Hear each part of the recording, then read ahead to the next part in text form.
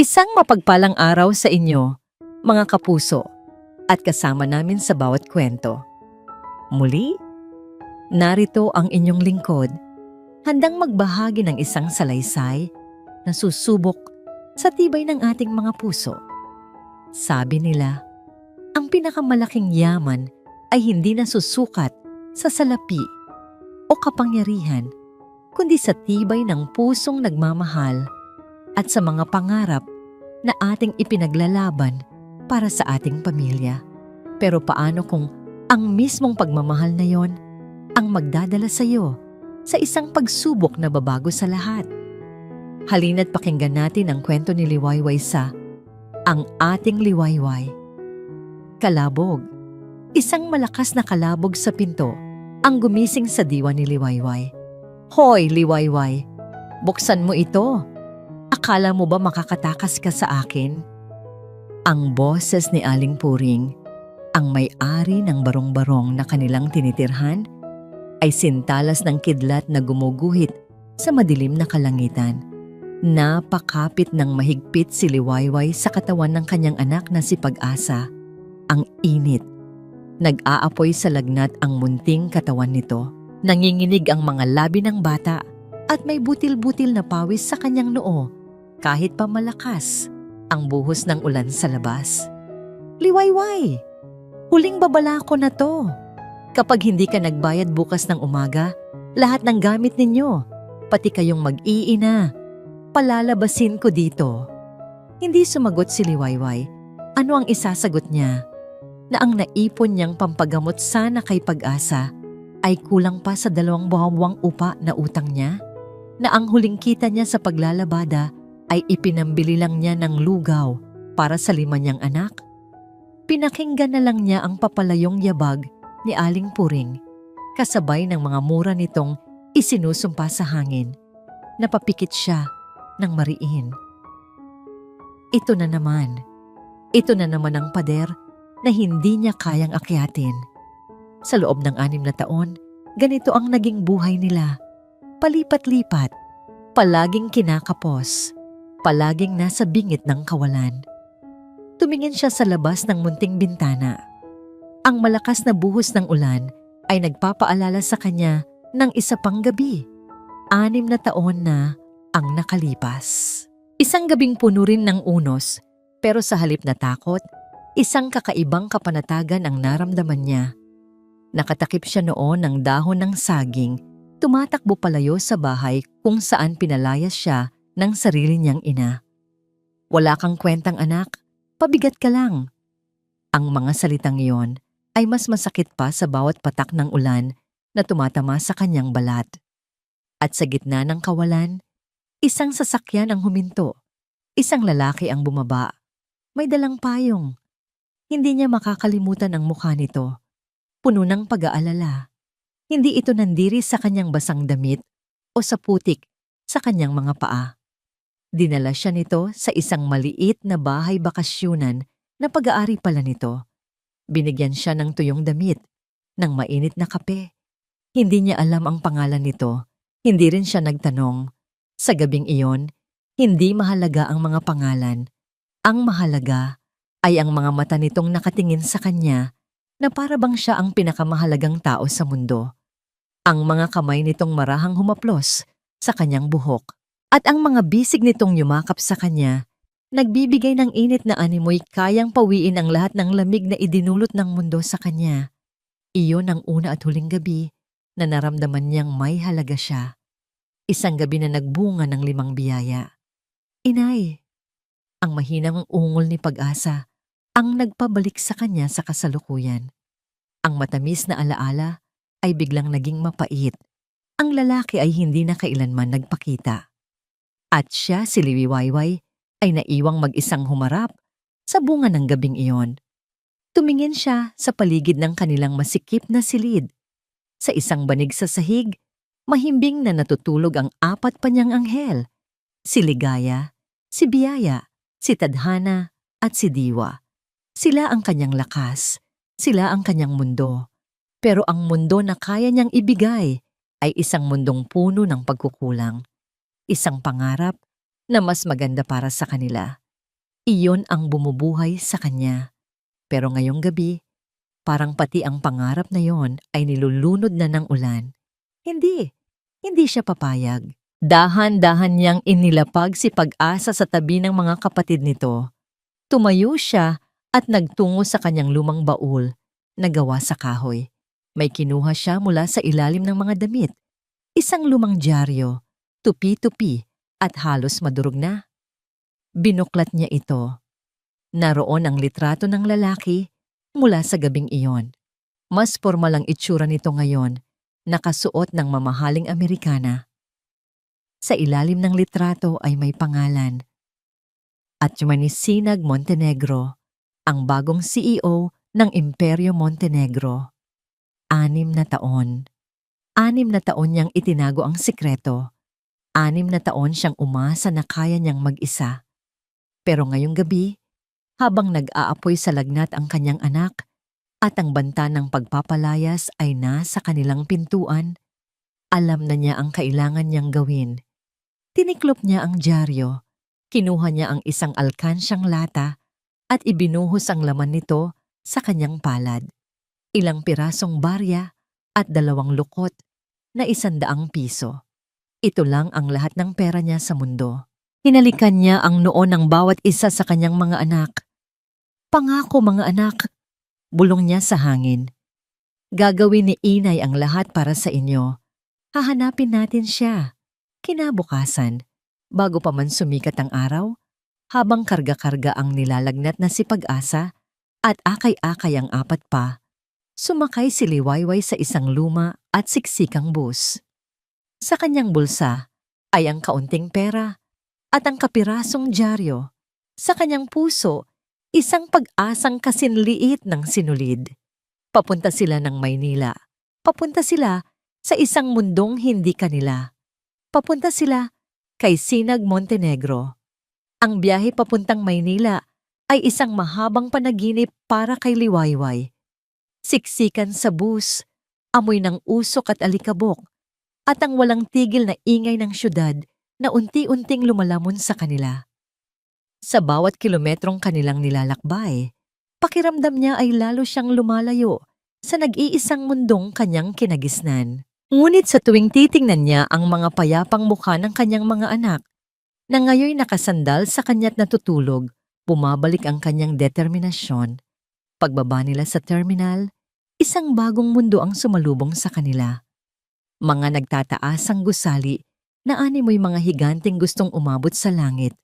Mga ilaw na kumukutitap kahit tirik ang araw. At mga taong nagmamadali, bawat isa'y may sariling mundong ginagalawan, walang pakialam sa isang mag-iinang tila nawawala sa gitna ng lahat. Inay, ang laki! Bulong ni Ligaya, ang pinakabibong anak niya, habang nakaturo sa isang dambuhalang gusali. Ngumiti si Liwayway, isang pilit ng ngiti. Mas malaki pa dyan ang pupuntahan natin, anak. Ipinakita niya sa isang driver ng diip ang litrato sa dyaryo. Itinuro nito ang direksyon. Pagkatapos ng ilang sakay at mahabang lakaran, sa wakas, natanaw na nila ito. Ang tore ng Montenegro. Hindi ito basta gusali. Isa itong toreng gawa sa salamin at bakal. Kumikinang sa ilalim ng sikat ng araw. Bawat bintana nito ay sumasalamin sa asul na langit.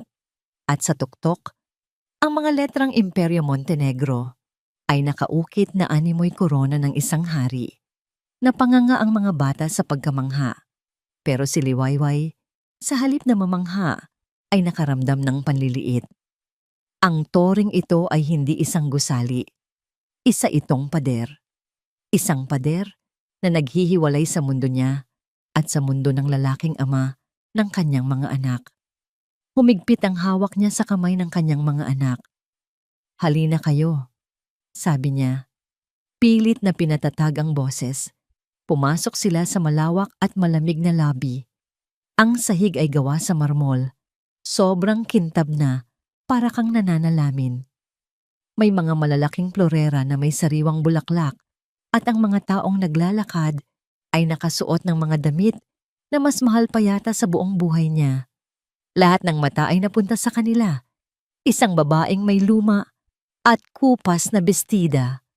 Akay-akay ang 5 batang magkakamuka at may bahid pa ng dumi sa kanilang mga pisngi. Naramdaman ni Liwayway ang bawat tingin. Bawat tingin ay parang karayom na tumutusok sa kanyang balat.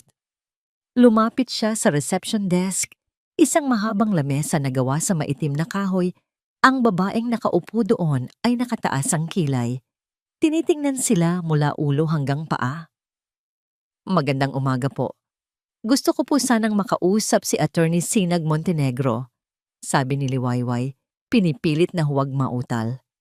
Do you have an appointment? Malamig na tanong ng babae, hindi man lang inaalis ang tingin sa kanyang computer. Wala po. Pero importante po ito. Pakisabi na lang po. Si Liwayway Aguilar po. I'm sorry ma'am, hindi po tumatanggap si attorney ng bisita nang walang appointment, lalo na kung ganito, sabi ng babae.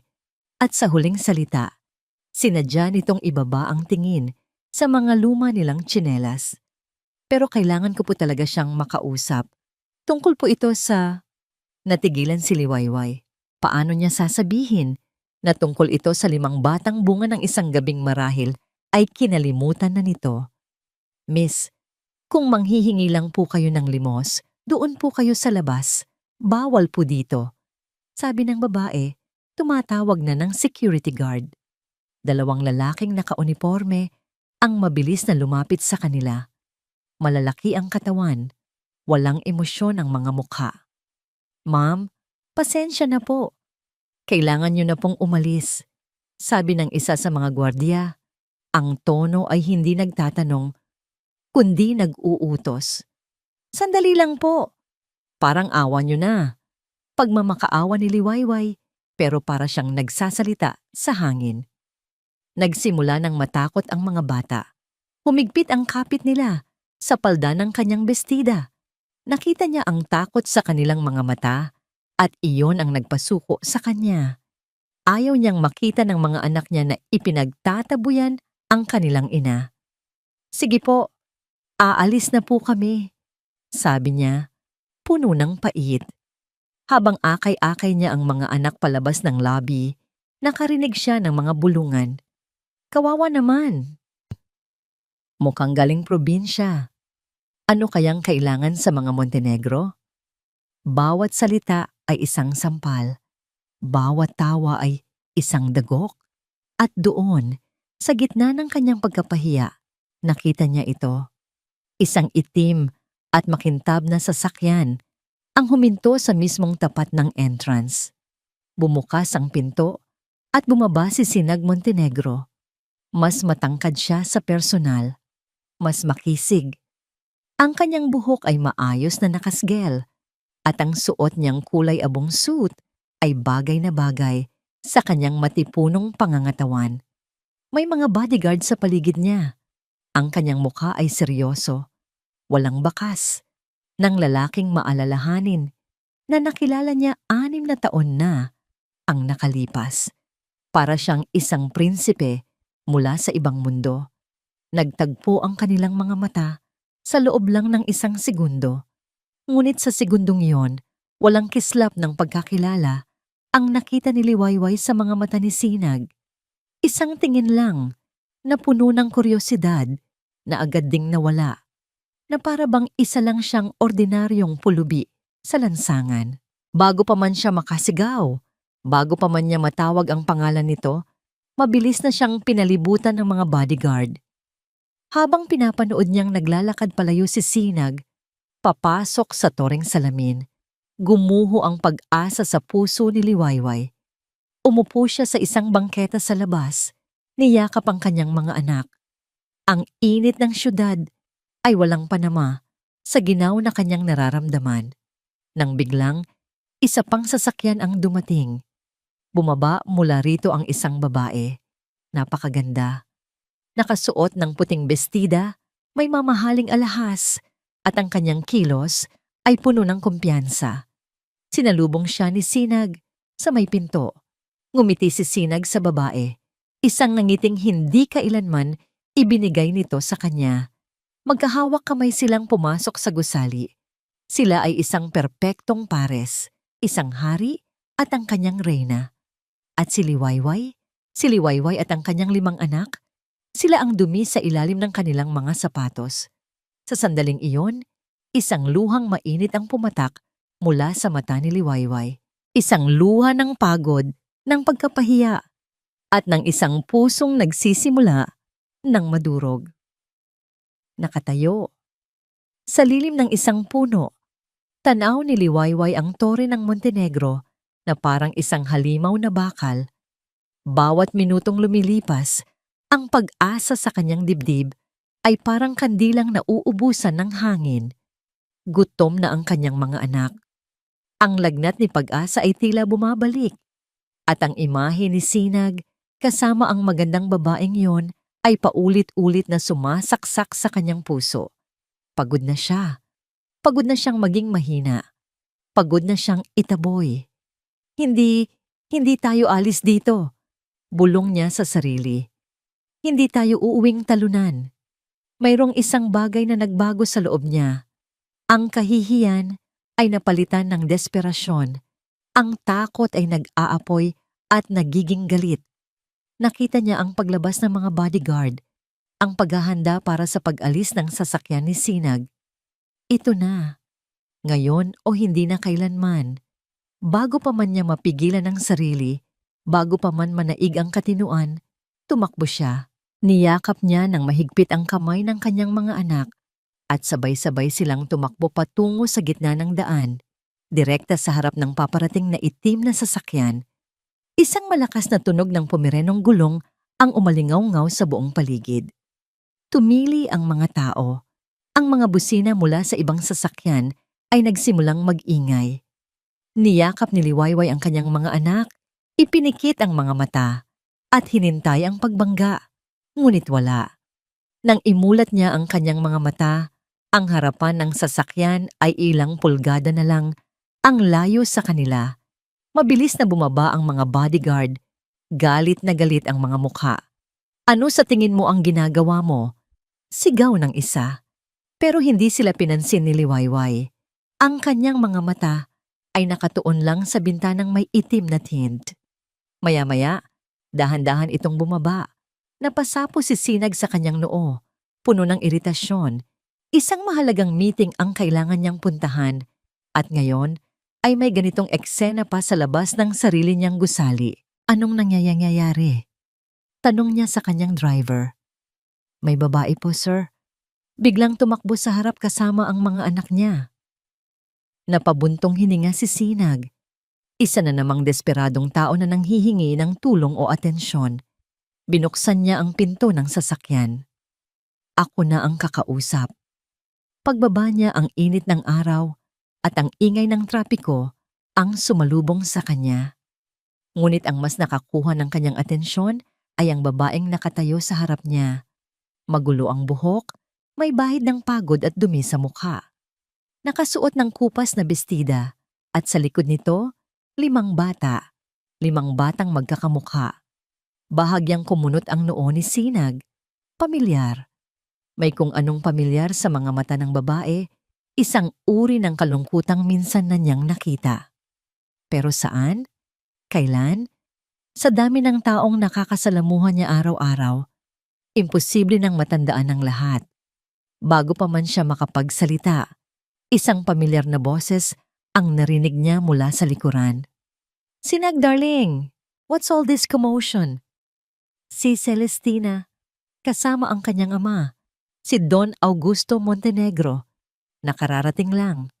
Ang mukha ni Don Augusto ay kasing tigas ng bato. Tiningnan niya si Liwayway at ang mga bata na para bang mga basurang nakakalat sa kanyang malinis na bakuran. Anong kababalaghan ito? Malamig na tanong ng matanda. Si Celestina naman ay lumapit. Tinakpan ng ilong ng isang panyo. Oh goodness! Is she a beggar? Sinag, sabihin mo sa security na paalisin na yan. Nakakahiya sa mga kliyente. Tumingin siya kay Liwayway. Hoy miss, magkano ba ang kailangan mo para umalis ka na sa harapan na namin? You're causing a scene. Ang bawat salita ni Celestina ay parang latigo. Nakita ni Sinag ang pag-igting ng panga ni Liwayway. Hindi ako nandito para sa pera mo. Matigas na sagot ni Liwayway, ang mga matay nakapako kay Sinag. Nandito ako para sa kanya. Tumingin siya ng diretso kay Sinag. Ang mga matay puno ng pinaghalong sakit at determinasyon. Hindi mo na ba ako natatandaan? 6 na taon na ang nakalipas. Sa Batangas, umuulan ng malakas. Batangas, ulan. Biglang may isang sirang imahe na pumasok sa isip ni Sinag. Isang babaeng umiiyak, isang tasang kape, ang amoy ng basang lupa. Ngunit malabo. Isang alaala mula sa isang buhay na matagal na niyang tinalikuran. Nakita ni Don Augusto ang saglit na pag-aalinlangan sa mukha ng kanyang anak. Matalim itong tumingin kay Sinag, isang tinging nag-uutos, isang tinging nagsasabing, ayusin mo ito, ngayon din.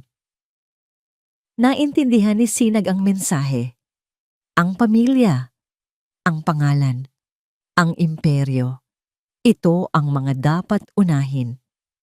Nakita ni Liwayway ang pagbabago sa mukha ni Sinag. Ang saglit na pagkalito ay napalitan ng isang malamig at hindi maabot na maskara. Tumingin ito sa kanyang ama, pagkatapos ay kay Celestina, at sa huli, sa kanya. Ang mga mata nito ay blangko, walang emosyon. Hindi kita kilala, sabi ni Sinag. Ang bawat salita ay mabigat at pinal. Security! Alisin niyo na sila dito.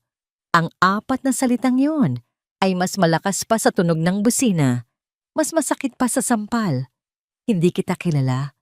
Para siyang binuhusan ng isang drum ng nagyayelong tubig. Gumuho ang lahat ng lakas na kanyang inipon. Ang galit ay naging abo. Ang desperasyon ay naging isang malalim at walang katapusang sakit.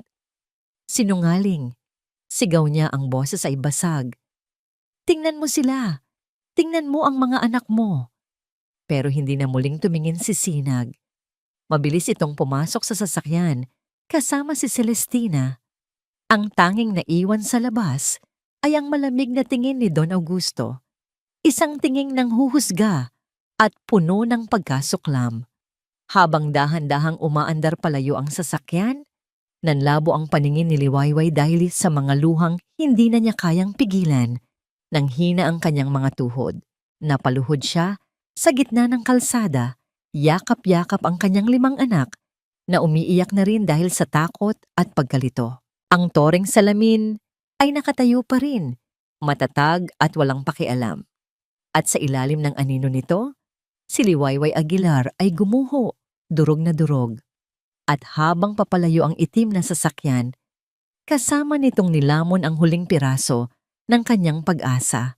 Ang conference room sa ika-50 palapag ng Torre ng Montenegro ay malamig at tahimik. Sa labas ng malawak na bintanang salamin, ang Maynila ay isang dagat-dagatan ng mga ilaw. Ngunit para kay Sinag, ang lahat ng kinang na yon ay walang kulay. Nakaupo siya sa dulo ng isang mahabang lamesang gawa sa mahogany, pinapaligiran ng mga board member ng Imperyo Montenegro. Nagsasalita ang kanyang ama, si Don Augusto, tungkol sa bagong proyektong itatayo sa Cebu. Ang boses nito ay malakas at puno ng awtoridad, gaya ng dati. Ngunit ang mga salita ay dumadaan lang sa tainga ni Sinag. Hindi makapokus ang kanyang isip. Ang tanging nakikita niya sa kanyang isipan ay ang imahe ng isang babaeng nakaluhod sa kalsada. Yakap-yakap ang 5 batang umiiyak. Hindi kita kilala. Paulit-ulit na umuulit ang mga salitang binitawan niya sa kanyang isip. Tama ang ginawa niya. Iyon ang nararapat. Iyon ang inaasahan sa isang Montenegro. Pinrotektahan niya ang pangalan ng pamilya. Pinrotektahan niya ang kanyang kinabukasan. Pero bakit pakiramdam niya may mali? Bakit merong isang tinik na bumaon sa kanyang dibdib at hindi niya mahugot? Sinag, nakikinig ka ba? Ang matigas na boses ni Don Augusto ang pumutol sa kanyang pag-iisip. Lahat ng mata sa silid ay nakatuon sa kanya. Yes, Father. Of course. Mabilis niyang sagot. Pilit na itinuwid ang kanyang upo. I was just contemplating the logistics of the Cebu project. Isang matalim na tingin ang ipinukol sa kanya ng ama, isang tinging nagsasabing, mag-uusap sila mamaya. Tumango lang si Sinag at pilit na ibinalik ang atensyon sa pulong. Ngunit huli na, ang mga anino ng nakaraan ay nagsimula ng bumalik. Batangas. Umuulan ng malakas. Ang mga salita ng babae ay parang isang susi na nagbukas ng isang nakakandadong silid sa kanyang alaala. Bigla, ang malabong imahe kanina ay nagsimulang luminaw. Naalala niya, isang business trip sa Batangas, isang gabi kung saan sobra siyang uminom dahil sa pressure mula sa kanyang ama. Nagmamaneho siyang mag-isa, balak bumalik sa Maynila nang bumuhos ang malakas na ulan. At sa gitna ng daan, isang babae, basang-basa, nanginginig. Ang mga matay puno ng sakit. Hindi niya alam kung anong pumasok sa isip niya noon. Marahil ay awa o marahil. Sa gabing iyon, nakita niya sa mga mata nito ang kaparehong kalungkutan na matagal na niyang itinatago sa loob ng kanyang perpektong buhay. Dinala niya ito sa rest house ng pamilya. Ang pangalan nito ay Liwayway. Naalala na niya ngayon? Ang pangalan ay kasing ganda ng ngiti nito nang binigyan niya ito ng kape. Nagkwentuhan sila. Isang kwentuhang walang pagkukunwari. Walang pangalang Montenegro na nakakabit sa kanya. Sa gabing iyon, siya ay sisinag lang. At si Liwayway ay isang liwayway sa madilim niyang gabi. Ang mga sumunod na nangyari ay malabo pa rin, pinaghalong alak at bugso ng damdamin. Ang naaalala lang niya ay ang init ng mga yakap nito, isang uri ng init na hindi pa niya naramdaman kailanman. Kinabukasan, umalis siyang maaga. Iniwan niya ito. Tinalikuran niya ang gabing iyon na parang isang panaginip lang. Isang pagkakamali na kailangang kalimutan. Pero, paano kung hindi lang iyon isang panaginip? Paano kung ang bunga nito ay 5 batang may mga matang kamukha ng sa kanya? Nang matapos ang pulong, nagmamadaling lumabas si Sinag. Sinundan siya ni Don Augusto sa kanyang opisina. Anong problema mo kanina? Bungad ng ama, isinara ng malakas ang pinto. Wala, Father. Napagod lang siguro. Huwag ako Sinag. Kilala kita. Huwag mong sabihing iniisip mo pa rin ang babaeng iyon. Tumingin si Don Augusto sa kanya, ang mga matay nanlilisik. Isa siyang gold digger, isang oportunista. Gagamitin niya ang kahit anong kasinungalingan para lang makakuha ng pera mula sa atin. Mabuti na lang at mabilis mong tinapos ang eksena kanina. I'm proud of you for that. Paano kung totoo ang sinasabi niya? Hindi napigilang itanong ni Sinag. Isang malakas na tawa ang pinakawalan ni Don Augusto. Totoo? Anak, sa mundong ito, tayo ang gumagawa ng katotohanan. At ang katotohanan ay walang kahit anong ugnayan ang isang Montenegro sa isang hamak na taga-probinsya. Malinaw ba? Tumango si Sinag, pero ang kanyang isip ay nagsisimula ng magduda. Ang kanyang ama ay palaging praktikal, palaging kinokontrol ang lahat. Posible kayang, nang makaalis ang kanyang ama, tinawagan ni Sinag ang kanyang pinakapinagkakatiwalaang assistant at private investigator, si Marco. Marco, may ipapagawa ako sa'yo. Discreetly, sabi ni Sinag sa telepono. Ang boses ay mahina. Anything, sir. May isang babae. Pangalan niya ay Liwayway Aguilar. May 5 siyang anak. Hanapin mo lahat tungkol sa kanya. Lahat-lahat. Saan siya nakatira? Ano ang ginagawa niya sa buhay sa loob ng nakalipas na 6 na taon? I want a full report. At Marco, huwag mong ipapaalam kahit kanino. lalo na sa ama ko. Masusunod, sir. Pagkababa ng telepono, humarap si Sinag sa bintana. Ang toreng ito, ang imperyong ito, ay ang kanyang buhay. Ngunit sa unang pagkakataon, nag-isip siya. Kung ang lahat ng ito ay itinayo sa pundasyon ng kasinungalingan, ano pa ang halaga nito?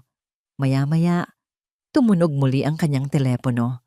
Isang paunang impormasyon mula kay Marco. Sir, may nakuha na akong preliminary details. Taga Batangas nga po si Miss Aguilar. 6 na taon nang mag-isang itinataguyod ang mga anak niya. Pero may isang bagay na kakaiba, sir. Ano yon? Ang record niya ng employment. Palagi siyang natatanggal sa trabaho sa hindi malinaw na dahilan. Ang mga inuupahan niyang bahay, bigla na lang siyang pinapaalis. Parang may sumasabotahe sa kanya. Sir, parang may isang taong sinisigurado na habang buhay siyang mananatiling mahirap. Nabitawan ni Sinag ang telepono. Ang malamig na pakiramdam ng takot at pagdududa ay gumapang sa kanyang buong katawan. Hindi ito coincidence. Mayroong isang anino sa likod ng mga paghihirap ni Liwayway. At sa kanyang puso, may isa lang siyang taong naiisip na kayang gawin ang ganoong bagay. Ang eskandalo sa harap ng Tore ng Montenegro ay mabilis na kumalat sa balita. Si Liwayway at ang kanyang mga anak ay naging usap-usapan, isang footnote sa perpektong imahe ng mga Montenegro. Dahil sa takot at kahihiyan at sa tulong na rin ng isang mabait na sidewalk vendor na naawa sa kanilang kalagayan, nakahanap sila ng pansamantalang masisilungan sa isang siksikang komunidad sa loob ng tondo. Isang maliit na kwarto lang iyon na may yero para sa dingding at bubong. Ngunit para kay Liwayway, ito ay isang kanlungan. Si Aling Nita, ang nagmagandang loob sa kanila, ay hinatian sila ng pagkain at pinahiram ng banig. Sa unang pagkakataon, sa loob ng 2 araw, nakakain ng maayos ang kanyang mga anak. Nakaramdam siya ng kapayapaan, kahit panandalian. Ngunit ang kapayapaan sa buhay ni Liwayway ay tila isang ambon lamang bago ang isang malakas na bagyo. Isang hapon, habang tinutulungan niya si Aling Nita sa pagtitinda ng gulay, isang sasakyan ang pumasok sa kanilang makipot na eskinita. Isang puti at napakakintab na sasakyan, sobrang bago at mamahalin na tila hindi ito nababagay sa maputik at magulong lugar na yon.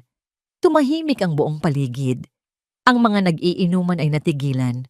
Ang mga batang naglalaro ay napatigil sa pagtakbo. Lahat ay napatingin. Bumukas ang pinto ng sasakyan. At mula rito, lumabas si Celestina Valderrama. Nakasuot siya ng isang eleganteng kulay krema na dress at high heels. Ang kanyang buhok ay perpektong nakaayos at ang kanyang mukha ay natatakpan ng mamahaling salamin sa mata. Bawat kilos niya ay puno ng pag-iingat na para bang anumang sandali ay madudumihan siya ng hangin sa paligid. Para siyang isang anghel na napadpad sa gitna ng impyerno. Ngunit alam ni Liwayway, sa likod ng magandang mukha na yon ay may pusong mas madilim pa sa putik na iniiwasan na pa nito. Dire-diretsyong naglakad si Celestina palapit sa kanya. Ang mga mata ng lahat ay nakasunod. Huminto ito sa kanyang harapan. Inalis ang salamin sa mata at tiningnan siya mula ulo hanggang paa na may halong pandidiri. So, dito ka pala nagtatago, sabi ni Celestina. Ang boses ay kalmado, ngunit puno ng pangungutya. I must admit, mas bagay sa iyo ang lugar na ito. Hindi nakasagot si Liwayway. Nanuyo ang kanyang lalamunan. Ang mga kamay niya ay nagsimulang manginig. Mag-usap tayo, sabi ni Celestina, hindi naghihintay ng sagot. Naglakad ito patungo sa munting kwarto kung saan natutulog ang kanyang mga anak. Walang nagawa si Liwayway kundi sumunod. Pagpasok ni Celestina sa loob, bahagya itong napaatras. Tinakpan nito ang ilong na para bang hindi makayanan ang amoy ng kanilang kahirapan.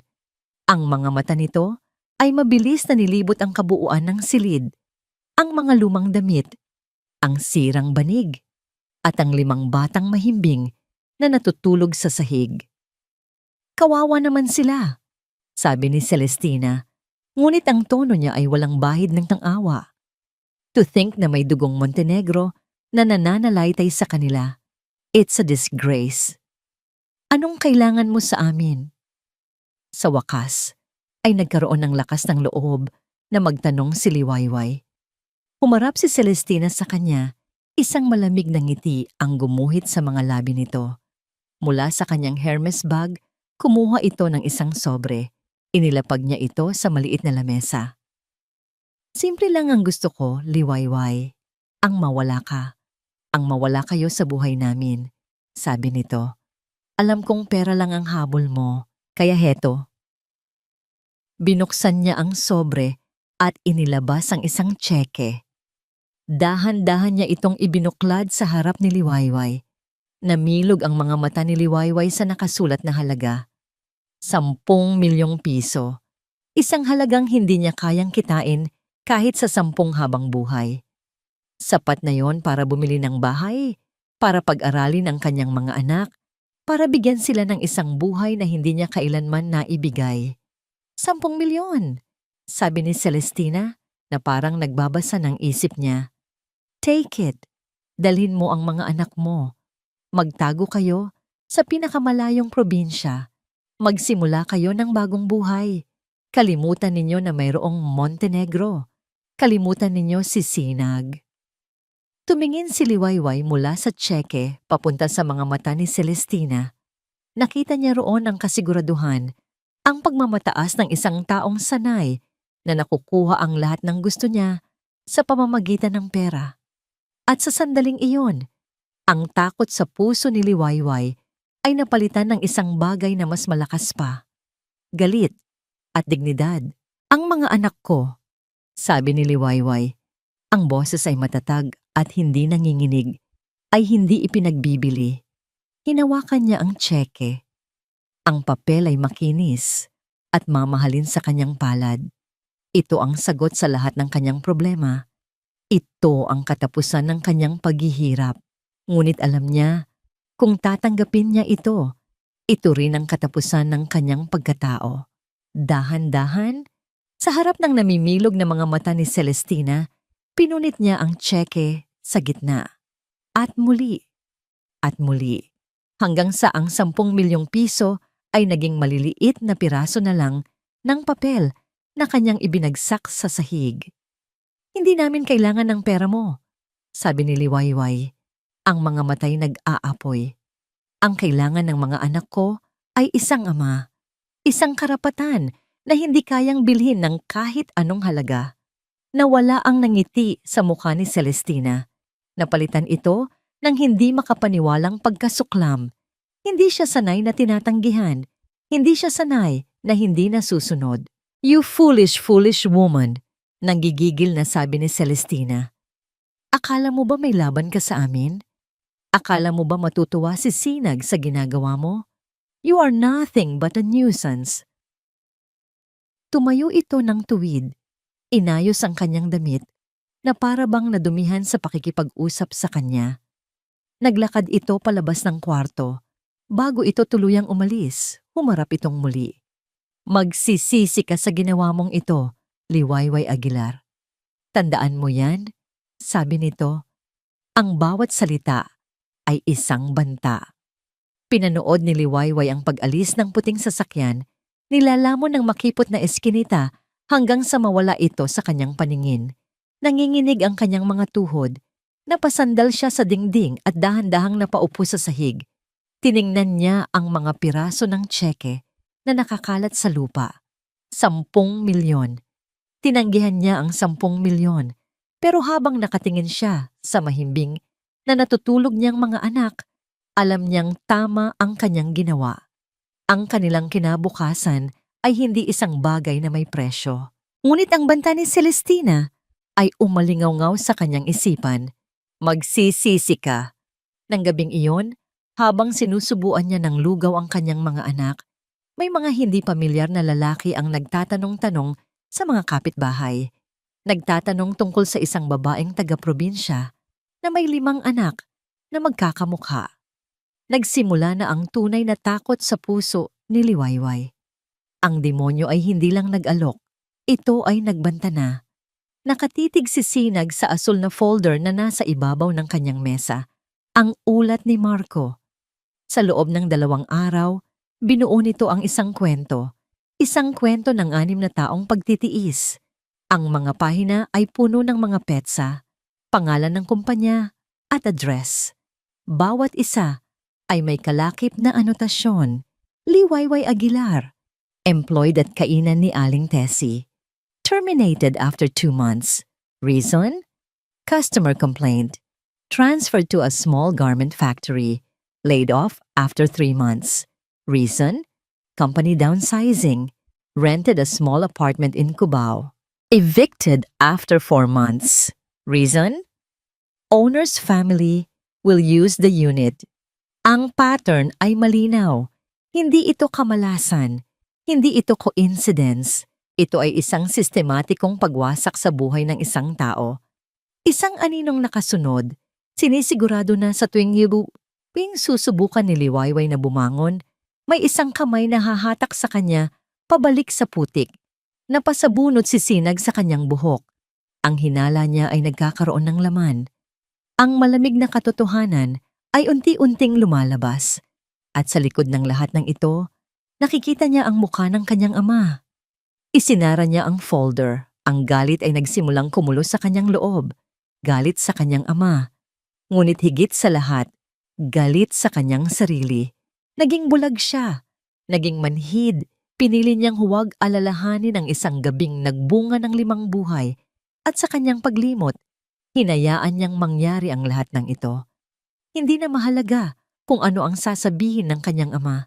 Hindi na mahalaga ang pangalan ng pamilya. Ang mahalaga ngayon ay ang katotohanan. Tumayo siya, puno ng isang bagong determinasyon. Tinawagan niya muli si Marco. Marco, nasaan siya ngayon?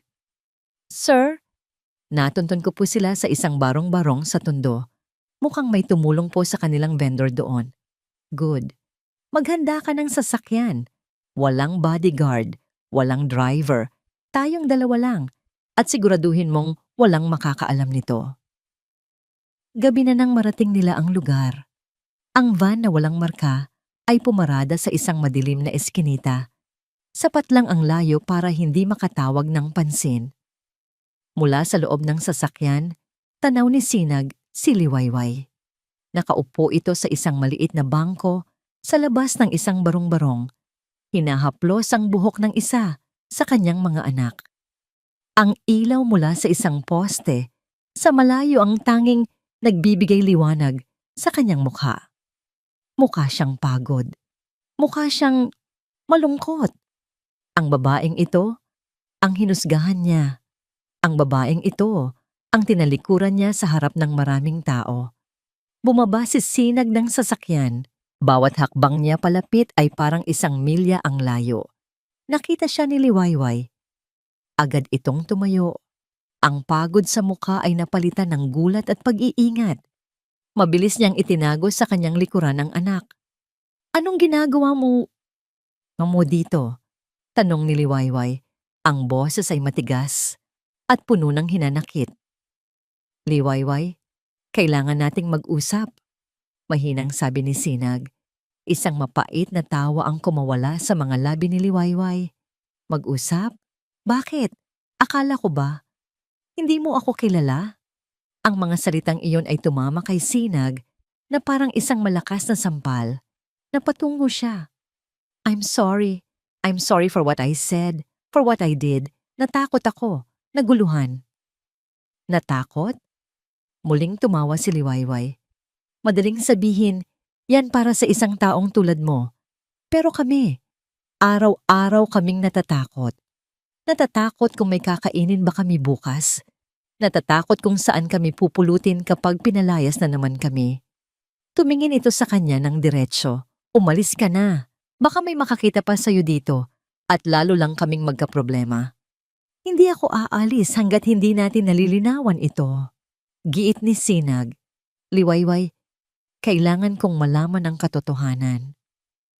Ang katotohanan? 6 na taon kang nagkaroon ng pagkakataong alamin ang katotohanan. At nagkamali ako. Bahagyang tumaas ang boses ni Sinag, puno ng pagsisisi. Nagkamali ako, okay? Kaya heto ako ngayon, handa nang harapin. Kailangan ko lang ng isang bagay mula sa'yo. Lumapit siya ng kaunti. Pumayag kang magpa-DNA test. Isang sikretong DNA test. Walang makakaalam. Kung hindi ko sila anak, pangako, hinding-hindi na ako magpapakita sa inyo. Pero kung mapatunayan na sa akin nga sila, huminto siya, huminga ng malalim. Pangako, Liwayway, pananagutan ko ang lahat. Natahimik si Liwayway. Tinitigan niya si Sinag. Hinahanap ang anumang bakas ng kasinungalingan sa mga mata nito. Nakita niya ang pagod, ang pagkalito, at isang bagay na hindi niya nakita noon. Sinseridad. Alam niyang masakit. Alam niyang nakakababa ng pagkatao na kailangan pa ng isang pagsubok para patunayan ang isang bagay na matagal na niyang alam. Pero hindi ito tungkol sa kanya. Ito ay tungkol sa 5 niyang anak. Dahan-dahan, tumango si Liwayway. Hindi para sa akin. Sabi niya, halos pabulong. Para sa kanila. Sumenya si Sinag kay Marco. May inabot itong isang maliit na kit mula sa van. Sa loob ng sasakyan, sa ilalim ng dim na ilaw, ginawa nila ang proseso. Dinala ni Liwayway ang isa sa kanyang mga anak, si Diwa, na nagising. Inay, sino po siya? Tanong ng bata. Ang mga matay inaantok pa. Kaibigan ni Inay, anak. Sagot ni Liwayway. Hinahaplos ang buhok nito.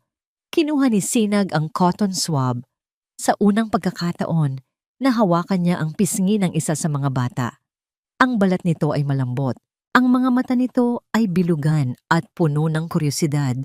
Mga matang parang salamin ng kanyang sariling mga mata. Dahan-dahan at maingat niyang kinuha ang sample. Isang kakaibang kuryente ang dumaloy sa kanyang mga kamay. Isang pakiramdam na hindi niya maipaliwanag. Nang matapos, inilagay niya ang sample sa isang selyadong lalagyan. Tumingin siya kay Liwayway, ang mga matay puno ng isang bagong emosyon. Salamat, sabi niya. Hinawakan niya ang kit na parabang ito ang pinakamahalagang bagay sa buong mundo. Sa loob ng 3 araw, malalaman natin ang buong katotohanan. Umalis si Sinag. Dala-dala ang isang maliit na piraso ng pag-asa at ang bigat ng isang katotohanang malapit nang sumabog. 3 araw. 72 oras, 4,320 minuto. Ganoon katagal naghintay si Sinag. Sa loob ng 3 araw na yon, ang tore ng Montenegro ay naging isang kulungan. Ang kanyang opisina ay naging isang selda. Bawat tunog ng telepono, bawat katok sa pinto ay nagpapatayo ng kanyang mga balahibo. Ang buong buhay niya ay nakasalalay sa resulta na nasa loob ng isang selyadong sobre. At ngayon, narito na ito. Nakatayo si Marco sa harap ng kanyang mesa, iniabot ang isang ordinaryong brown na sobre. Ngunit para kay Sinag, ang bigat nito ay parang bigat ng buong mundo. Sir, yan na po. Direktang galing sa laboratorio, sabi ni Marco. Tumango lang si Sinag, hindi makapagsalita. Hinintay niyang makalabas si Marco bago niya ito kinuha. Nanginginig ang kanyang mga kamay. Ang bawat tibok ng kanyang puso ay isang malakas na dagok sa kanyang dibdib. Dahan-dahan niyang pinunit ang sobre. Sa loob ay may ilang papel na puno ng mga teknikal na salita at numero. Ngunit iisa lang ang hinahanap ng kanyang mga mata. Sa pinakaibabang bahagi ng papel, nakasulat sa itim at matapang na letra ang mga salitang babago sa kanyang buhay magpakailanman. Probability of paternity, 99%. 99% paulit-ulit niyang binasa ang mga numero. 99.9999%. Hindi ito isang pagkakamali. Hindi ito isang panaginip. Ama siya. Ama siya ng 5 bata. Isang matinding emosyon ang bumalot sa kanya. Isang halo ng saya, takot, at isang nag-aalab na galit. Ang saya, dahil sa isang parte ng kanyang puso, mayroong isang hindi maipaliwanag na koneksyon na naramdaman niya sa mga batang yon. Ang takot, dahil hindi niya alam kung paano haharapin ang isang responsibilidad na 6 na taon niyang tinalikuran.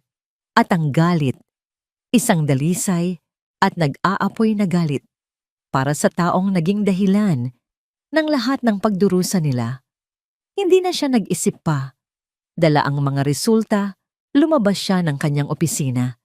Ang kanyang mga empleyado ay napapatigil sa kanilang mga ginagawa. Nagtataka sa determinadong galit sa kanyang mukha. Dire-diretso siyang naglakad papunta sa pinakamalaking opisina sa palapag na yon. Ang opisina ng chairman. Ang opisina ng kanyang ama. Hindi na siya kumatok. Malakas niyang itinulak ang pinto. Naabutan niya si Don Augusto na kalmadong nagbabasa ng isang business journal. May hawak na tasa ng kape. Tumingala ito. Ang muka'y nagpakita ng bahagyang iritasyon sa biglaang pagpasok ng anak. Sinag, hindi ka ba naturuan na kumatok? Hindi sumagot si Sinag. Naglakad siya papunta sa dambuhalang mesa ng ama at malakas na ibinagsak dito ang folder na naglalaman ng resulta ng DNA test at ng investigasyon ni Marco. Ano to? Malamig na tanong ni Sinag.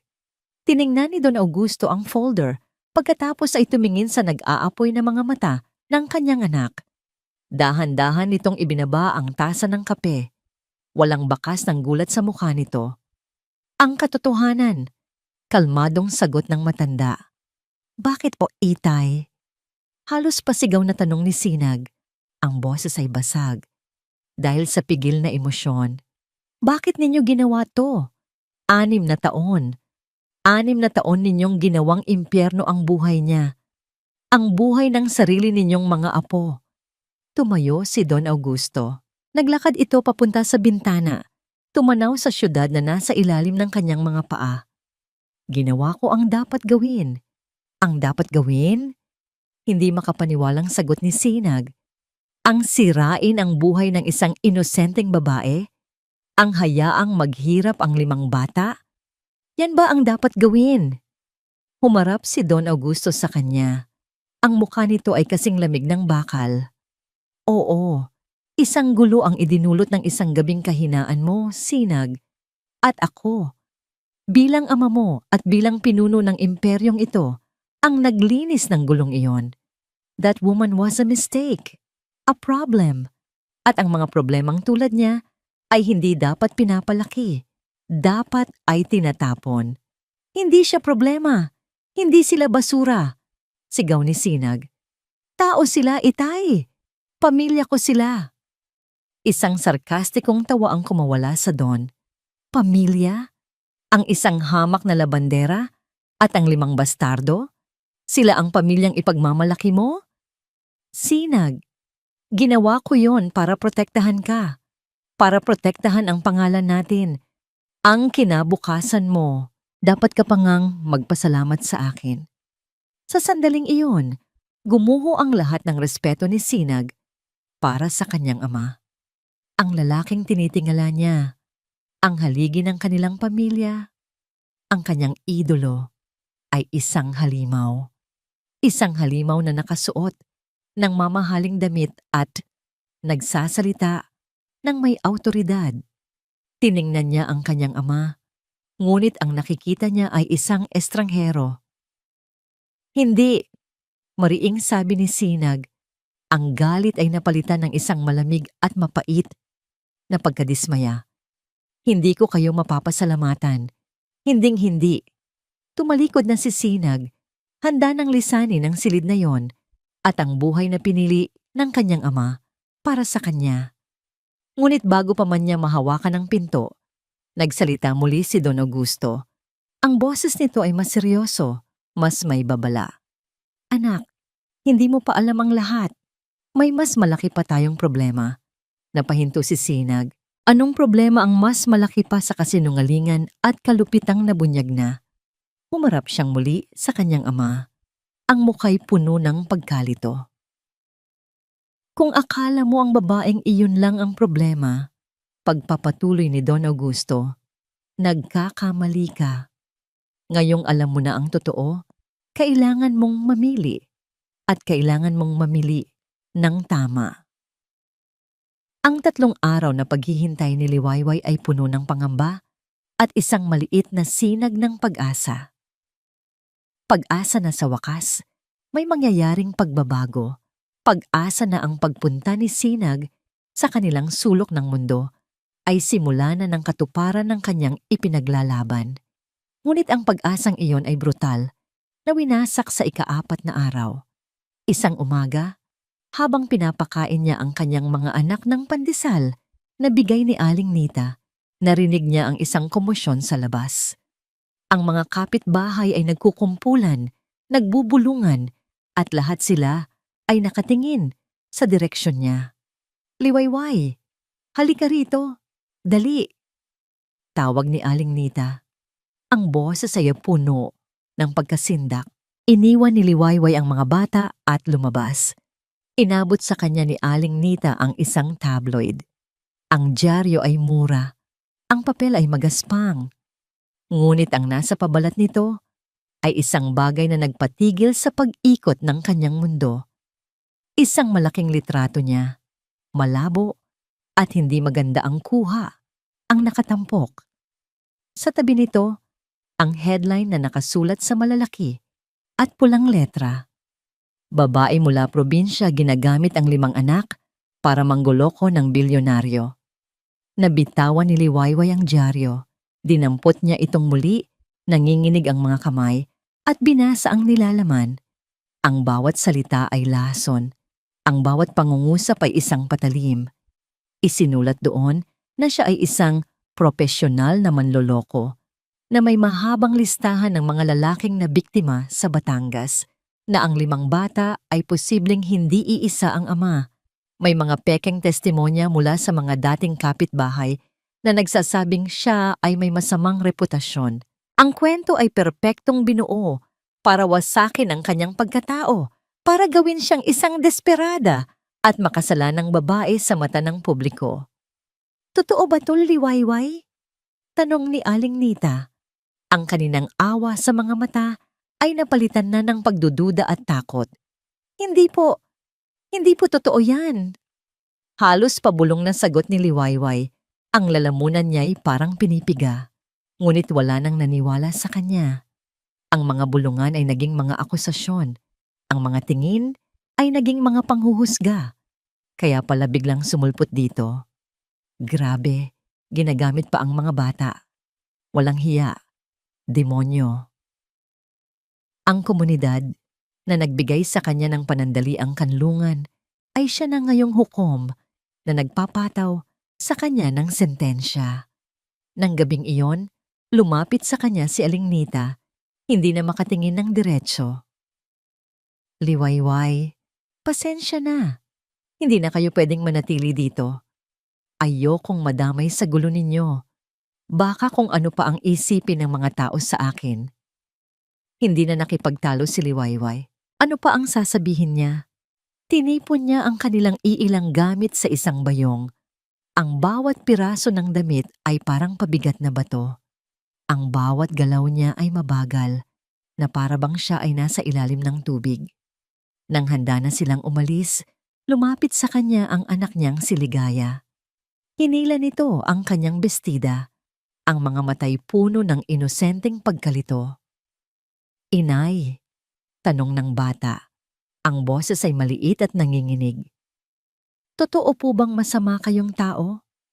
Ang tanong na yon mula sa sarili niyang anak. Iyon ang pumatay sa huling piraso ng lakas na natitira sa kanya. Mas masakit pa yon sa lahat ng kasinungalingan sa dyaryo. Mas masakit pa sa lahat ng mapanuring tingin ng mga tao. Napaluhod si Liwayway at niyakap ng mahigpit ang kanyang anak. Humagulgol siya. Isang iyak na puno ng sakit, ng pagod, at ng tuluyang pagkatalo. Nagkamali siya. Nagkamali siyang pumunta ng Maynila. Nagkamali siyang umasa. Ang tanging nagawa niya ay isubo ang kanyang mga anak sa isang mundong mas malupit pa sa kahirapang kanilang tinatakasan. Ang pangalan ni Sinag Montenegro ay hindi isang pag-asa, isa itong sumpa. At ang anino nito ay sapat na para sunugin sila ng buhay. Kailangan na nilang umalis. Kailangan nilang tumakas. Sa gitna ng pagbuhos ng malakas na ulan, akay-akay ni Liwayway ang kanyang 5 anak. Naglakad sila palayo sa tondo, walang tiyak na patutunguhan. Ang tanging alam niya ay kailangan nilang makarating sa bus terminal. Uuwi na sila sa Batangas. Doon, kahit mahirap, kahit walang-wala, payapa sila. Malayo sa lahat ng ito, nakarating sila sa terminal, basang-basa at nanginginig sa ginaw. Naupo sila sa isang bakal na upuan, magkakayakap para sa init. Ang mga tao sa paligid ay tinitingnan sila. Ang ilan ay may awa, ang ilan ay may pagtataka. Ngunit para kay Liwayway, wala na siyang pakialam. Manhid na siya, suko na siya. Habang hinihintay niya ang bus na magiging daan nila pabalik sa kadiliman, isang sasakyan ang biglang huminto sa kanilang harapan. Ang mga ilaw nito ay sumilaw sa kanilang mga mata. Bumukas ang pinto ng sasakyan. Isang lalaki ang bumaba at tumakbo palapit sa kanila. Hindi alintana, ang malakas na ulan. Ang kanyang damit ay basang-basa. Ang kanyang buhok ay tumutulo. Ngunit ang kanyang mga mga mata niya ay puno ng isang bagay na hindi pa nakikita ni Liwayway noon. Puno ng pagsisisi, puno ng sakit, puno ng desperasyon. Si Sinag. Liwayway, sabi nito, ang boses ay humihingal. Huwag kang umalis. Nakatayo si Sinag sa harap nila, basang-basa sa ulan. Ang dibdib ay umaakyat baba dahil sa paghahabol ng hininga. Para kay Liwayway, ang pagdating nito ay hindi makatotohanan. Isa na namang bangungot, isa na namang paasa. Umalis ka na, sabi ni Liwayway. Ang boses ay walang emosyon, kasing lamig ng ulan na pumapatak sa kanyang balat. Tapos na ang laro ninyo. Panalo na kayo. Hayaan nyo na lang kaming umuwi. Niyakap niya ang kanyang mga anak na ngayon ay takot na nakatingin kay Sinag. Para sa kanila, ang lalaking ito ang simula ng lahat ng kanilang takot at kahihiyan. Liwayway, please. Pagmamakaawa ni Sinag, ang boses ay puno ng pait. Hindi ito laro. At lalong hindi ako ang kalaban mo. Hindi ba? Isang mapait na nangiti ang sumilay sa mga labi ni Liwayway. Tingnan mo ang nangyari sa amin. Sinira ninyo ang pangalan ko. Ginawa ninyo akong basura sa mata ng lahat. At ngayon, sasabihin mong hindi ikaw ang kalaban ko. Ang ama ko. Ang ama ko ang may gawa niyan. Aminado ni Sinag. At kasalanan ko dahil hinayaan ko siyang gawin yon. Kasalanan ko dahil naging duwag ako. Kaya parang awa mo na, Liwayway. Bigyan mo ako ng pagkakataong itama ang lahat. Tumingin si Sinag sa 5 bata na nanginginig sa ginaw. Nakita niya ang takot sa mga mata nila. Nakita niya ang sarili niyang mga mata sa kanila. Isang kirot ang tumagos sa kanyang puso. Sumama na kayo sa akin, sabi niya. Dadalhin ko kayo sa isang lugar na ligtas. Isang lugar kung saan walang makakapanakit sa inyo. Nag-alinlangan si Liwayway. Ang tiwala niya ay matagal nang nadurog. Paano siya maniniwala sa lalaking minsan na siyang tinalikuran? Ngunit nang tumingin siya sa kanyang mga anak, nakita niya ang kanilang pagod, ang kanilang pamumutla. Dahil sa lamig, wala na silang ibang mapupuntahan, wala na silang lakas para tumakbo pa. Sa huli, wala sa sariling tumango siya. Inalalayan sila ni Sinag papasok sa kanyang sasakyan. Ibinigay niya ang kanyang coat para ibalot sa mga bata. Sa loob ng sasakyan, walang nagsalita. Tanging ang tunog lang ng wipers at ang mahinang paghikbi ng mga bata ang maririnig. Dinala sila ni Sinag sa isang condominium unit sa isang hindi gaanong kilalang gusali sa Makati. Pag-aari niya ito, isang lugar na hindi alam ng kanyang ama. Pagpasok nila, ang init mula sa loob, ang unang sumalubong sa kanila. Malinis ang lugar, simple, at higit sa lahat, tahimik. "Pwede kayo mga magstay dito hanggat kailangan ninyo," sabi ni Sinag. Ipinakita niya ang kusina na puno ng mga bagong grocery, ang mga kwarto na may malinis na higaan. Habang inaasikaso ni Liwayway na patulugin ang mga bata sa isang malambot at mainit na kama. Isang bagay na matagal na nilang hindi naranasan. Si Sinag ay nanatili sa sala, tahimik na nagmamasid. Nakita niya kung paano maingat na kinumutan ni Liwayway ang bawat isa, kung paano nito hinalikan ang kanilang mga noo. Nakita niya ang pagmamahal, isang pagmamahal na puro at walang katulad. At naramdaman niya ang isang matinding pagsisisi. 6 na taon siyang wala sa eksenang ito.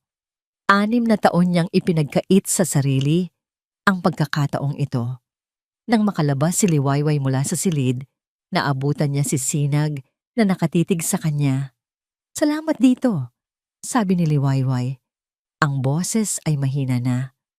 "Ako dapat ang magpasalamat," sagot ni Sinag. "Salamat at pinagkatiwalaan mo pa rin ako, kahit kaunti." Naupo sila sa sofa, may pagitan sa isa't isa. Ang katahimikan ay hindi na kasing bigat ng kanina. May resulta na ang DNA test. Pag-amin ni Sinag, napatingin si Liwayway, ang puso'y biglang kumabog. "Alam ko na." Pagpapatuloy ni Sinag, ang mga matay hindi maialis kay Liwayway. "Alam kong mga anak ko sila, at alam ko na rin na alam na ito ng ama ko matagal na. Siya ang may pakana ng lahat, Liwayway. Ang pagkawala mo ng trabaho, ang pagpapalayas sa inyo. Lahat." Hindi nagulat si Liwayway sa kaibuturan ng kanyang puso. Alam niya. Pero ang marinig ito ng direkta mula kay Sinag ay may dalang ibang bigat. Kinumpirma nito ang lahat ng kanyang pinakamasamang hinala. "Patawarin mo ako, Liwayway," sabi ni Sinag. Ang boses ay basag. "Patawarin mo ako sa pagiging duwag, sa pagiging bulag, sa lahat." Isang luha ang pumatak mula sa mata ni Liwayway, ngunit hindi ito luha ng galit. Ito ay luha ng pagod na sa wakas ay nailabas. "Ang mahalaga ngayon," sabi ni Sinag, ang boses ay nagkaroon ng bagong tibay, "ay hindi na ako duwag. Lalabanan ko sila. Lalabanan natin sila para sa mga bata." Sa unang pagkakataon, tumingin si Liwayway kay Sinag hindi bilang isang bilyonaryo, hindi bilang isang Montenegro, kundi bilang isang ama na handang ipaglaban ang kanyang mga anak. Dahan-dahan, inilahad ni Sinag ang kanyang kamay, hindi para hawakan siya, kundi bilang isang alok ng pagsasama. Nag-alinlangan si Liwayway, ngunit nang maisip niya ang kanyang mga anak na natutulog ng mahimbing sa kabilang silid, alam niya na hindi na niya kayang mag-isa. Dahan-dahan, inilapat niya ang kanyang kamay sa palad ni Sinag. Ang kanyang kamay ay magaspang dahil sa paglalabada. Ang kamay ni Sinag ay malambot. Ngunit sa kanilang pag-iisa, naramdaman nila ang isang koneksyon, isang alyansa. Ngunit habang magkahawak ang kanilang mga kamay, tumunog ang telepono ni Sinag. Isang text message mula kay Marco, isang video file. Pinanood ito ni Sinag. Ito ay isang CCTV footage mula sa Tondo. Kuha noong araw na yon. Nakita niya ang pagdating ng isang puting sasakyan. Nakita niya ang pagbaba ni Celestina. At pagkatapos, isang panibagong text ang dumating. Isang audio file, isang recording. "Sir?" Galing po ito sa isa sa mga tauhan ni Miss Valderrama. Mukhang hindi nabayaran ng tama. Pinakinggan ni Sinag ang recording. Ang malinaw at eleganteng boses ni Celestina ang kanyang narinig. "Gawin mong impyerno ang buhay niya. Ikalat niyo ang mga pekeng kwento. Siguraduhin niyong kamumuhian siya ng lahat. I want her broken. Nabitawan ni Sinag ang telepono. Ang mukha niya ay napuno ng isang emosyong hindi pa nakikita ni Liwayway dati. Isang malamig at nakakakilabot na galit. Tumingin siya kay Liwayway, ang mga matay nag-aalab. Hindi lang si Itay. Sabi niya, ang boses ay nanginginig sa bagsik. Kasabwat din siya. Ang Grand Ballroom ng Torre ng Montenegro ay napuno ng mga mamamahayag. Bawat network, bawat pahayagan, bawat sikat na vlogger ay naroon. Ang ere ay makapal sa espekulasyon. Isang emergency press conference ang ipinatawag ni Sinag Montenegro. At walang sino man ang nakakaalam kung bakit. Ito ba ay para pabulaanan ng iskandalo? O para tuluyan ng sirain ng babaeng naglakas loob na kalabanin sila? Sa harap na hilera, naupo sina Don Augusto Montenegro at Celestina Valderrama. Si Don Augusto ay kalmado, ang kanyang presensya ay nagpapahiwatig ng kapangyarihan at kontrol. Si Celestina naman ay nakangiti, isang matamis na ngiti na ibinibigay sa mga kamera. Nakasuot siya ng isang mamahaling puting kasuotan, ang larawan ng isang perpektong fiancé na sumusuporta sa kanyang mapapangasawa sa gitna ng isang krisis. Para sa kanila, ito ay isang formalidad na lamang, isang pagkakataon para ipakita sa mundo ang nagkakaisang pamilya ng Montenegro at Valderrama at para tuluyang ibaon sa limot ang pangalang Liwayway Aguilar. Nang lumabas si Sinag at umakyat sa podium, isang alon ng flash mula sa mga kamera ang sumalubong sa kanya. Ngunit hindi siya natinag. Walang bakas ng pag-aalinlangan sa kanyang mukha. Ang kanyang anyo ay kalmado. Ang kanyang mga mata ay matatag. Mayroong isang bagong tigas sa kanya na hindi pa nakikita ng kanyang ama o ni Celestina dati. Magandang hapon sa inyong lahat. Panimula ni Sinag. Ang boses ay malinaw at matatag. Umaalingaw-ngaw sa buong silid. Salamat sa inyong pagdalo. Ipinatawag ko kayo ngayong hapon para linawin ang mga isyong ibinabato sa aking pamilya at sa akin sa mga nakaraang araw. Tumango si Don Augusto, isang bahagyang pag-aproba sa ginagawa ng anak. Ngumiti si Celestina. Ito na ang sandaling wawakasan nila ang lahat. May mga kumakalat na balita tungkol sa isang babae na nagngangalang Liwayway Aguilar at ang kanyang 5 anak, pagpapatuloy ni Sinag. At narito ako para sabihin sa inyo ang katotohanan. Huminga siya ng malalim, tumingin siya sa mga kamera, pagkatapos ay sa kanyang ama, at sa huli, kay Celestina. Ang mga balitang iyon ay hindi kasinungalingan. Isang bulungan ang kumalat sa buong ballroom na wala ang nanangiti ni Celestina. Ang mukha ni Don Augusto ay nagsimulang tumigas. Sa malaking screen sa likod ni Sinag, biglang lumabas ang isang dokumento. Ang resulta ng DNA test. Ang 99.99% na numero ay pinalaki para makita ng lahat. Ako, deklara ni Sinag. Ang boses ay hindi natitinag. Si Sinag Montenegro, ang ama ng 5 anak ni Liwayway Aguilar. Ang bulungan ay naging isang malakas na ingay. Ang mga kamera ay nag-flash. The flash na parang kidlat. Si Celestina ay napapahawak sa kanyang upuan. Ang mukha ay namumutla. Si Don Augusto ay napakuyom ng kanyang kamao sa ilalim ng mesa. Ang mga matay nag-aapoy sa galit sa pagsuway ng kanyang anak. Ngunit hindi lang iyan ang katotohanang nais kong ibahagi sa inyo ngayon. Sabi ni Sinag, itinaas ang kanyang kamay para patahimikin ang lahat. Ang atensyon ng lahat ay bumalik sa kanya. Kasabay ng paglabas ng katotohanan ito, isang maruming kampanya ang inilunsad para sirain ang pagkatao ng ina ng aking mga anak. Isang kampanyang puno ng kasinungalingan. Maaaring isipin ng iba na ito ay isang desperadong hakbang ng isang amang gustong protektahan ang kanyang anak. Tumingin si Sinag sa kanyang ama. Ngunit nalaman ko na hindi lang siya ang nag-iisang may pakana nito. Tumingin siya ngayon ng diretso kay Celestina. Naniga si Celestina sa kanyang upuan. Mayroon siyang kasabwat, sabi ni Sinag. At sa isang senyas niya, isang audio recording ang biglang umalingaw-ngaw sa mga speaker ng ballroom. Malinaw, malakas, ang elegante at sosyal na boses ni Celestina ang narinig ng lahat. Gawin mong impyerno ang buhay niya. Ikalat niyo ang mga pekeng kwento. Siguraduhin niyong kamumuhian siya ng lahat. I want her broken. Isang nakabibinging katahimikan ang bumalot sa buong silid. Ang lahat ng kamera, lahat ng mata, ay napako kay Celestina Valderrama. Ang kanyang magandang mukha ay nagmistulang isang basag na maskara. Ang pagkasuklam sa kanyang boses ay hindi maikakaila. Ang katahimikan ay biglang binasag ng isang kaguluhan.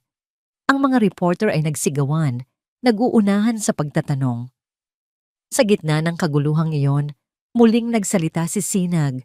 Ang boses ay nangingibabaw sa lahat. Humarap siya sa kanyang ama, ang lalaking nagtayo ng lahat ng nasa paligid nila. Simula sa araw na ito, deklara ni Sinag, tinatalikuran ko ang pangalan at yaman ng Montenegro. Hindi ko kayang maging bahagi ng isang imperyong itinayo sa panloloko at kalupitan.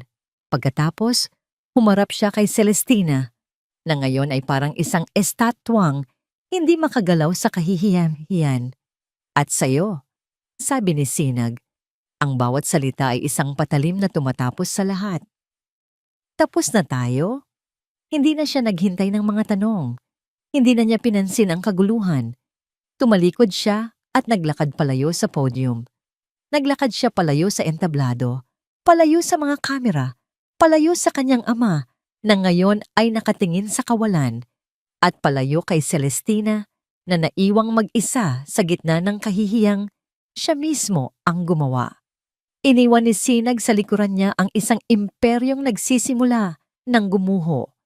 Wala na siyang pakialam dahil sa wakas, malaya na siya at mayroon siyang isang pamilyang kailangan niyang balikan. Ang biyahe pabalik ng Batangas ay kabaliktaran ng kanilang pagpunta sa Maynila. Wala nang takot, wala nang pag-aalinlangan. Ang hangin na pumapasok sa bintana ng sasakyan ay hindi na amoy usok at alikabok, kundi amoy ng sariwang damo at ng maalat na dagat. Pagdating nila sa Baryo Amihan, tila bumalik ang kulay sa mundo ni Liwayway. Ang maliit nilang bahay na kupas, na dati simbolo ng kanyang kahirapan, ay para na ngayong isang palasyo ng kapayapaan. Para naman kay Sinag, ito ay isang bagong planeta. Pagbaba niya ng sasakyan, isang malalim na hininga ang kanyang pinakawalan. Ang hangin. Napakapuro. Napakalinis. Sa unang pagkakataon sa loob ng maraming taon, naramdaman niyang malaya siyang huminga. Walang bigat ng isang toring bakal, walang bigat ng isang pangalang kailangan niyang pangalagaan. Ang mga unang araw ay puno ng paninibago para sa kanya. Ang CEO na sanay sa mga board meeting at utos ay natutong mag-igib ng tubig mula sa poso. Ang lalaking hindi pa nakakahawak ng martilyo sa buong buhay niya ay sinubukang ayusin ang sira nilang bakod. Pinanood siya ni Liwayway mula sa bintana isang umaga. Hawak ni Sinag ang martilyo ng pabaliktad at sa bawat pukpok niya sa pako, mas natatamaan niya ang sarili niyang daliri. Ang mga bata ay nakapaligid sa kanya, tumatawa. Hindi po ganyan, Tito Sinag, sigaw ni Tadhana. Ako po, kaya ko yan. Sabi naman ni Pag-asa, sinusubukang agawin ng martilyo. Sa halip na mainis, isang malawak na ngiti ang gumuhit sa labi ni Sinag. Itinuro niya sa mga bata ang tamang paghawak at magkakasama sa gitna ng tawanan at kantiyawan. Itinayo nilang muli ang isang piraso ng bakod. Sa mga hapong walang pulong na dapat daluhan o mga papeles na dapat pirmahan, ang dalampasigan ang naging kanlungan nila. Doon, tinanggal ni Sinag ang kanyang sapatos, itinupi niya ang kanyang pantalon. Nakipaghabulan siya sa mga bata sa buhanginan. Binuhat niya si Ligaya sa kanyang balikat. Hinayaang maging eroplano. Binuo nila ang pinakamalaking sandcastle na nakita sa Baryo Amihan. Sa mga sandaling iyon, nakita ni Liwayway ang tunay na sinag, hindi ang abogadong mayaman, hindi ang tagapagmana ng Imperyo Montenegro, kundi si Sinag lang, ang ama, ang lalaking handang magmukhang katawa-tawa para lang mapangiti ang kanyang mga anak. At sa bawat halakhak ng mga bata, unti-unting nahihilom ang mga sugat sa puso ni Liwayway. Isang gabi, pagkatapos matulog ng mga bata, naupo silang dalawa sa labas ng bahay. Ang tanging ilaw nila ay ang bilog na buwan at ang libo-libong bituin sa langit. Ang tanging musika ay ang marahang hampas ng mga alon sa dalampasigan. Masaya sila, sabi ni Liwayway. Ang boses ay mahina. Ngayon ko lang sila nakitang ganito kasaya. Ako rin, sagot ni Sinag, nakatingin sa dagat. Ngayon lang ako naging ganito kasaya. Tumingin siya kay Liwayway. Salamat Liwayway, sa pagpapahintulot mong maging bahagi ako nito. Dapat lang, sagot ni Liwayway. Karapatan mo ito, at karapatan din nila. Nagkaroon ng sandaling katahimikan. Isang katahimikang hindi na nakakailang, kundi puno ng mga salitang hindi kailangang bigkasin. Patawad, muling sabi ni Sinag. Patawad sa 6 na taon na wala ako. Sa lahat ng paghihirap na pinagdaanan mo ng mag-isa. Humarap si Liwayway sa kanya. Ang mga mata nito ay kalmado na, parang dagat na walang alon. Tapos na yon, Sinag. Ang mahalaga ay ang ngayon. Ang mahalaga ay narito ka na. Iyon na ang hudyat. Ang pagpapatawad na matagal nang hinintay ni Sinag. Hindi mula sa mundo, hindi mula sa pamilya, kundi mula sa babaeng pinakanasaktan niya. Sa ilalim ng liwanag ng buwan, sa gitna ng katahimikan ng Baryo Amihan, nagsimulang manumbalik ang isang damdaming matagal na nilang kinalimutan. Ang damdamin mula sa isang maulan na gabi. 6 na taon na ang nakalipas. Ngunit ngayon, hindi na ito batay sa awa o sa bugso ng damdamin. Ito ay isang pagmamahal na isinilang mula sa pagpapatawad, itinayo sa pundasyon ng pamilya at pinatibay ng mga pagsubok. Lumuhod si Sinag sa harap ni Liwayway sa buhanginan.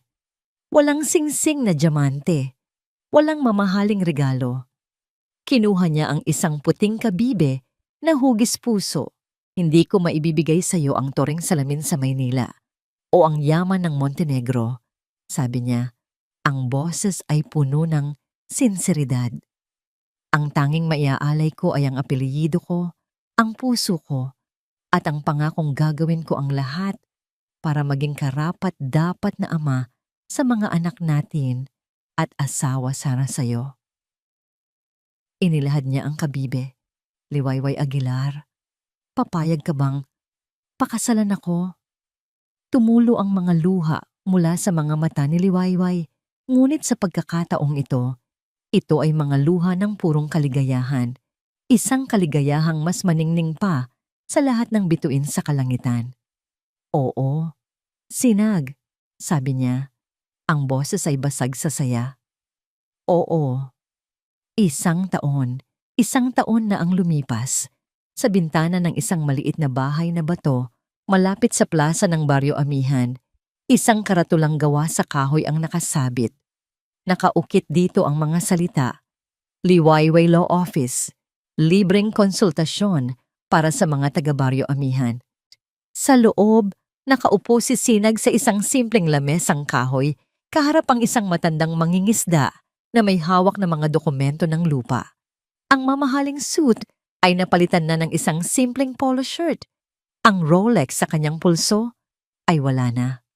Ngunit ang kislap sa kanyang mga mata habang ipinapaliwanag niya ang batas sa paraang maiintindihan ng matanda ay mas maningning pa sa alinmang diamante. Si Liwayway naman ay nasa isang tabi. Inaayos ang mga folder. Hindi na siya ang babaeng laging nakayuko. Ang kanyang mga balikat ay tuwid. Ang kanyang ngingiti ay mabilis. Siya ang partner ni Sinag, hindi lang sa buhay, kundi sa kanilang munting misyon. Maraming salamat po, attorney, sabi ng matanda. Ang muka'y puno ng pasasalamat. Kung wala po kayo, matagal na sigurong naagaw sa amin ang lupang minana ko pa sa aking mga ninuno.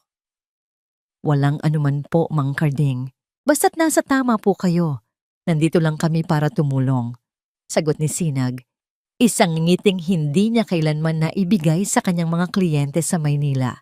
Isang ngiting totoo. Pag-alis ng matanda, lumapit si Liwayway kay Sinag. May dalang 2 tasa ng kape. Mukhang marami na naman tayong natulungan ngayong araw, Attorney Montenegro. Hinawakan ni Sinag ang kamay ng asawa. Mas masarap pakinggan kapag tinatawag mo akong mahal, sabi niya, at hinalikan ito sa noo. Ang kanilang buhay ay simple, malayo sa karangyaan, ngunit ito ay puno. Puno ng layunin, puno ng pagmamahal. Pag-uwi nila sa kanilang bahay, isang masayang ingay ang sumalubong sa kanila. Ang kanilang bakuran ay naging isang palaruan.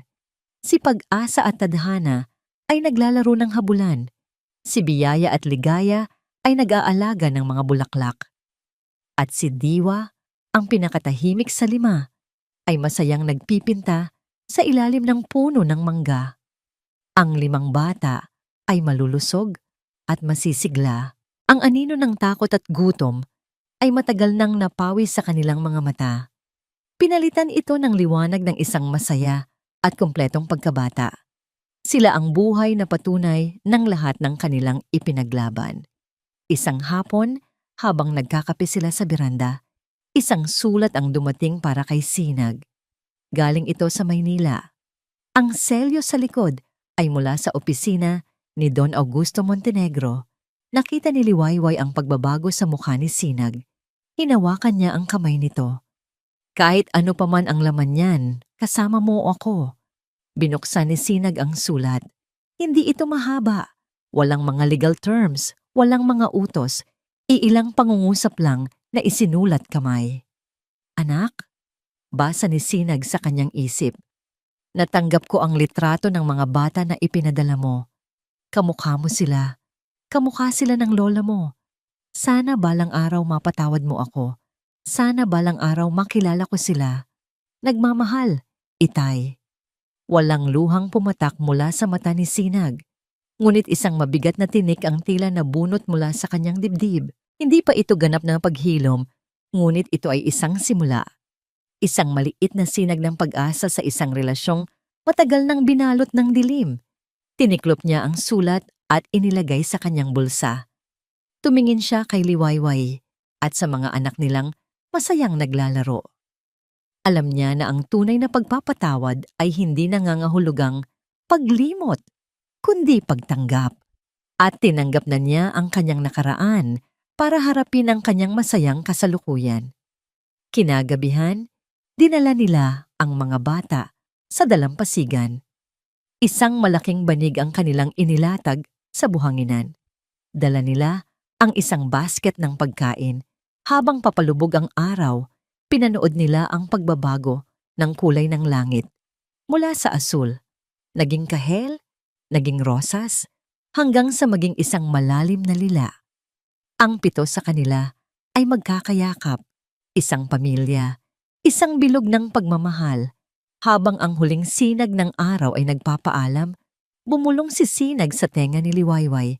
Ang mga labi halos dumampi sa balat nito. Ikaw ang Liwayway ko, sabi niya. Ikaw at ang mga bata. Kayo ang nagbigay ng bagong umaga sa buhay ko. Ngumiti si Liwayway, isinandal ang kanyang ulo sa balikat ni Sinag. Tumingin siya sa kanyang 5 anghel at sa lalaking nagpatunay na ang tunay na lakas ay hindi nasusukat sa yaman, kundi sa kakayahang talikuran ito para sa mas mahalaga. At kayo, sagot niya, kayo ang sa akin. Kayo ang aking Liwayway. Sila ay hindi perpekto. Ang kanilang kwento ay isinulat sa mga pahina ng sakit, pagkakamali, at pagtitiis. Ngunit sa huli, sa isang tahimik na baryo sa tabi ng dagat, sa ilalim ng parehong langit na minsa, naging saksi sa kanilang mga luha, natagpuan nila ang isang pag-ibig na mas matatag pa sa anumang toring salamin at isang yaman na hindi kayang bilhin ng kahit anong halaga. Natagpuan nila ang kanilang sariling madaling araw at dito po nagtatapos ang ating kwento. Isang salaysay na nagpapatunay na ang tunay na pag-ibig at pamilya, ang tunay na kayamanan, higit pa sa anumang kapangyarihan o salapi. Ang aral na iniiwan sa atin ng kwento ni Liwayway at Sinag ay simple lang. Ang pagpapatawad ay isang susi na nagbubukas ng pinto patungo sa isang bagong simula. At ang tunay na kaligayahan ay hindi matatagpuan sa taas ng tagumpay, kundi sa init ng yakap ng isang pamilyang buo at nagmamahalan. Maraming salamat po sa inyong walang sawang pagsubaybay. Sana po ay naantig at napulutan ninyo ng aral ang kwento ngayong araw. Ano po ang masasabi ninyo sa paglalakbay ni Liwayway at Sinag? At anong klaseng kwento naman po ang gusto ninyong mapakinggan sa susunod? I-comment nyo lang po sa ibaba at asahan ninyo na babasahin namin ang lahat ng yan. Hindi dito nagtatapos ang ating paglalakbay. Marami pa pong kwentong kasing ganda at mas puno ng aral dito sa aming channel. Kung nagustuhan nyo ang kwentong ito, i-like, i-share sa pamilya at mga kaibigan at mag-subscribe na rin para lagi kayong updated sa mga susunod pa naming kwento. I-click nyo ang notification bell para kayo ang unang makarinig kapag may bago kaming upload. Muli, ito ang inyong lingkod, nag-iiwan ng isang paalala. Sa bawat pagsubok, laging may pagsikat ng isang bagong liwayway. Pagpalain po kayo ng Panginoon, kayo at ang inyong buong pamilya. Hanggang sa muli.